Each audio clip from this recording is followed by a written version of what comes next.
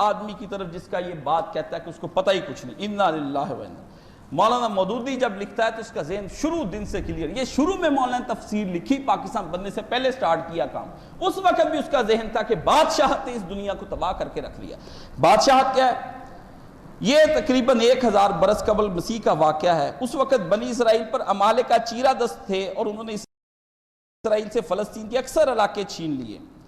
اس لیے سیم النبی اس زمانے میں بنی اسرائیل کے درمیان حکومت کرتے تھے، مگر وہ بہت بوڑھے ہو چکے تھے، اس لیے سرداران بنی اسرائیل نے یہ ضرورت محسوس کی کہ کوئی اور شخص ان کا سربراہ کار ہو جس کی قیادت میں وہ جنگ کر سکیں۔ لیکن اس وقت بنی اسرائیل میں اس قدر جاہلیت آ چکی تھی، یعنی دین تباہ کر لیا تھا انہوں نے اپنا، اس قدر جاہلیت آ چکی تھی، وہ غیر مسلم قوموں کے طور طریقوں سے اتنے متاثر ہو چکے تھے کہ خلافت اور بادشاہی کا فرق ان کے لیے ان کے ذہنوں سے نکل گیا تھا کہ خلافت اور ذہن پست ہو جائے نا جب قوموں کو، ان کو تجزیہ کرنا ہی نہیں آتا۔ اس بیچارے نے کیا کرنا ہے تجزیہ؟ یہ پی ایچ ڈی کر کے بیٹھا ہوا ہے، پی ایچ ڈی کو علم ہے؟ مجھے بتائیں، کچھ بھی نہیں، کچھ بھی نہیں۔ میں آپ کو واللہ میں خود اسکالر آدمی، مجھے پتا پی ایچ ڈی کا کیا درجہ ہے۔ نکما جس آدمی نے اپنی تنخواہ پہ 5000 کا اضافہ کرانا ہے، وہ ادھر ادھر سے پکڑ کے سارا جوڑ جاڑ کے پی ایچ ڈی کر لیتا ہے۔ ان کی پی ایچ ڈی نکال کے دیکھ لیں، چوری کی چیزیں ہونی ساری، یہ سب چورو چوری ہو رہی یونیورسٹیوں میں، کالجوں میں۔ آپ سمجھتے بچے بڑے پڑھے، اسکالر جو ہے نا وہ اس طرح نہیں پیدا ہوتے بھی ڈگریوں سے اسکالر بچے پیدا ہو جاتے ہیں۔ اسکالر کے لیے بہت علم چاہیے، وہ جو لکھتا ہے نا قیادت کی راہیں، وہ اپنی پوری عمر صرف کر دیتا ہے، اس کو پرواہ کوئی نہیں، نہ روٹی کی نہ پانی کی، اس کو پتا ہوتا ہے میں نے قوموں کے لیے کیا کرنا۔ پی ایچ ڈی کی کوئی اوقات ہے؟ یہ اوقات ہے؟ مولانا مودودی نے پی ایچ ڈی نہیں کی، 10 جماعتیں پڑھا ہوا مودودی تھا، جس کے اوپر دنیا کے اندر بے شمار پی ایچ ڈیاں ہو گئی، ہر بندہ پی ایچ ڈی کرتا ہے۔ ماں نے اس کو کیسے جنا، کیسے پالا؟ حلال رزق سے، باپ نے اسی وقت حلال رزق سے۔ اور مودودی وہ آدمی ہے جس آدمی نے باپ کی وراثت لینے سے انکار کر دیا۔ بھی ابا جی کسی زمانے میں وکالت کیا کرتے تھے، پتہ نہیں وہ وکالت کی کمائی جائز تھی کہ نہیں، چھوڑ دی وراثت، وراثت ہی چھوڑ دی باپ کی۔ ایسے لوگ یہاں ٹگا چوانی کے اوپر تم لوگ یونیورسٹیوں پہ کام کرتے ہو، 20-25 ہزار کے اندر وہاں بن جاتے ہو سکالر، کرسیوں پہ بیٹھ جاتے ہو، سمجھتے ہو ہم عالم ہو گئے۔ عالم ہونے کے لیے کوئی اور شرائط ہے۔ مودودی پر حکم لگانے سے پہلے ذرا اپنا جو ہے نا پی ایچ ڈی کا تھیسس دیکھ لے بھی کس قسم کا تھیسس ہوگا۔ تو کہا اس لیے انہوں نے درخواست کی کہ وہ خلیفہ کے تقرر کی نہیں بلکہ ایک بادشاہ کے تقرر کی تھی، بجائے اس کے کہ وہ سیم النبی کو کہتے بھی آپ اپنے پیچھے ایک جو ہے نا خلیفہ مقرر کر کے جائیں۔ بادشاہت کا لفظ انہوں نے بول دیا۔ انہوں نے کہا اگر بندہ میں نے اوپر سے لا کے بٹھا دیا نا تمہارے اوپر، وہ تم سے نہیں کرنا، ٹھیک ہے نا۔ اب دیکھیں، اب بائبل کا حوالہ پڑھنے لگا۔ سیم النبی، یہ باب اول ہے، سیم زندگی بھر اسرائیلیوں کی عدالت کرتا رہا، یعنی خلیفہ تھا ان کی، اللہ کی طرف سے نبی تھا وہ۔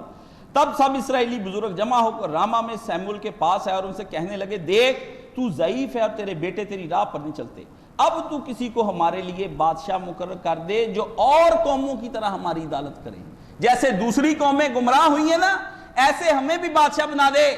انا للہ و انا، اور قومیں جوید چودھری سارے مضمون لکھتے جی کوریا ترقی کر گیا، چائنا کر گیا، آپ کو ترقیوں کی پڑی، دنیا کے کتے یہ کہتے سڑکیں بنے، یہ ہو وہ ہو، ہم کھائیں پیئیں، اللہ کے دین کے نفاذ کی کسی نے کوئی بات ہی نہیں کرنی۔ وہ کہتے ہیں کہ خدا کا دین کیا چیز ہے، خدا کا دین ان لفظ بنا لے، خدا کا دین انصاف ہوتا ہے، اللہ اکبر۔ تو اس کا مطلب ہے جو اس وقت ملکہ برطانیہ وہاں پر انصاف کر رہی ہے اور اس وقت یو ایس اے میں جو انصاف ہو رہا ہے وہ خدا کا دین ہے۔ انا للہ و انا الیہ راجعون۔ مسلمان کہاں مر گئے؟ ان کو ہوش ہی کوئی نہیں کہ حدود اللہ اور یہ انصاف نام نہاد جو دنیا کے اندر بنایا۔ یہ انصاف اگر ہوتا تو عافیہ صدیقی کہاں جاتی، مجھے بتائیں نا۔ وہ انصاف نہیں تھا اس وقت، کفر کی زمین پر انصاف ان کے اپنے لوگوں کے درمیان بندر بانٹ ہوتی ہے، وہ غرضوں پر مبنی چیزیں ہوتی۔ مومن کی کوئی غرض نہیں ہوتی دنیا کے اندر، مومن کی غرض فقط مومن ہے فقط احکام الہی کا پابند۔ ادھر بھوک ہو، ننگ ہو، افلاس ہو، کچھ ہو جائے، مومن اپنی حدود اللہ نہیں چھوڑ سکتے کسی۔ وہاں پہ شیب عربی طالب کاٹنی پڑ جائے، 3 سال ماں کی چھاتیاں خشک ہو جائیں، چمڑے اور درختوں کے پتے ابال کر کھانے پڑ جائیں نا، مسلمانوں نے وہ اپنا دین دیکھنا ہے، انہوں نے یہ نہیں دیکھنا ابھی ہمیں کیا مل رہا ہے کیا نہیں مل رہا، کوئی باہر میں جائے سارا کچھ۔ اگر یہی سب کچھ تھا تو رسول اللہ صلی اللہ علیہ وسلم نے مسجد نبی اتنی وسیع اور اتنی خوبصورت کیوں نہیں بنائی جیسے اب بن گئی ہے؟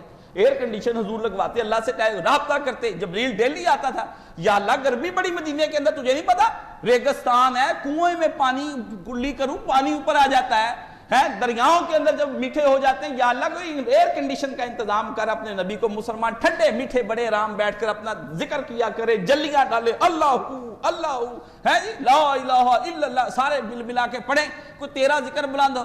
اللہ کو کیوں نبیوں نے نبی سائنسی ایجادات کرنے کے لیے نہیں آتے، نہ آسائشات کے لیے آتے، نبی خدا کا دین قائم کرنے کے لیے آتا ہے، اور خدا کا دین جس طرح بھی جس حالت میں بھی ہو وہ کرنا پڑتا ہے۔ آپ کو پورا تبوک کا واقعہ میں نے سنایا کہ نبی کس طرح اس کے اندر ہوتا ہے کہ وہ اپنے بھوک اور ننگ کے اندر سواریاں نہیں ہوتی، لیکن خدا کے دین کو غلبہ دینے کے لیے وہ ہر طرف کام کرنے کی کوشش کرتا ہے اور اپنے جہاد کے لیے نکلتا ہے۔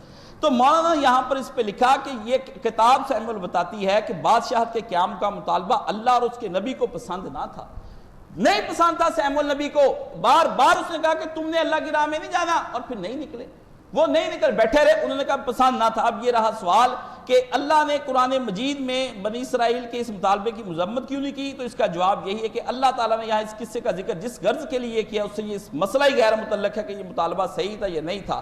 یہاں تو یہ بتانا مقصود ہے کہ بنی اسرائیل کس قدر بزدل ہو گئے اور کس قدر ان میں نفسانیت آ گئی اور ان کے اندر اخلاقی انضباط کی کتنی کمی تھی، جس کے سبب وہ آخر کار وہ گر گئے کہ ان کو خلافت اور بادشاہت کا فرق نہ پتہ چلا۔